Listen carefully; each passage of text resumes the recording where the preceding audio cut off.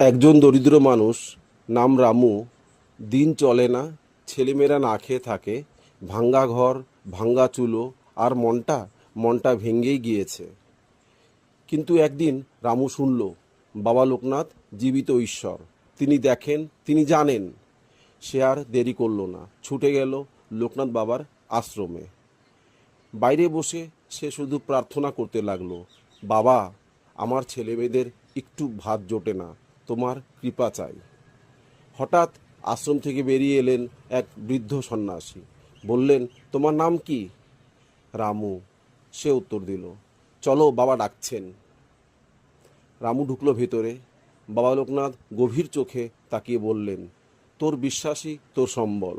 যা রে, তোর যা দরকার সব তোর ঘরেই পৌঁছে গেছে।